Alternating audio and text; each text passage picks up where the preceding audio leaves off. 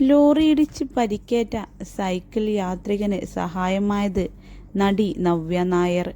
പട്ടണക്കാട് 5-ാം വാർഡിൽ താമസിക്കുന്ന രമേശന്റെ സൈക്കിളിൽ ഇടിച്ച് നിർത്താതെ പോയ ലോറിയെ താരം പിന്തുടർന്ന് നിർത്തിക്കുകയും പിന്നീട് പരിക്ക് പറ്റിയ രമേശന് സഹായം ചെയ്തു കൊടുക്കുകയും ചെയ്തു.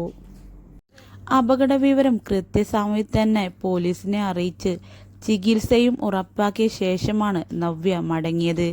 തിങ്കളാഴ്ച രാവിലെ 8:30 സംഭവം. പാണക്കാട് ഇന്ത്യൻ കോഫി ഹൗസിന് സമീപമാണ് അപകടം നടന്നത്. ദേശീയപാത നവീകരണത്തിനായ തൂണുകളുമായി വന്ന ഹരിയാന രജിസ്ട്രേഷൻ ട്രെയിലറാണ് രമേശൻ സഞ്ചരിച്ച സൈക്കിളിൽ ഇടിച്ചത്. നവ്യ ഈ വാഹനത്തെ പിന്തുടർന്നു. തുടർന്നാണ് ട്രെയിലർ നിർത്തുന്നത്. അപകടം നവ്യ നായർ കൺട്രോൾ റൂമിൽ വിളിച്ചറിയിച്ചിരുന്നു.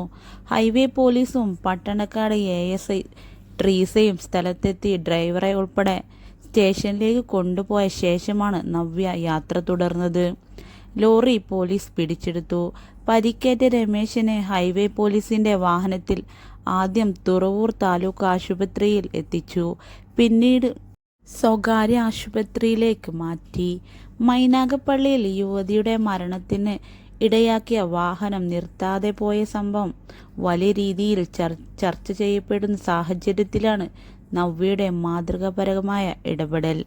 മൈനാഗപ്പള്ളി അപകടത്തിൽ പ്രതികളായ അജ്മലിനും ശ്രീകുട്ടിക്കുമെതിരെ മനഃപൂർവ്വമല്ലാത്ത നരഹത്യ കേസാണ് ചുമത്തിയിട്ടുള്ളത്.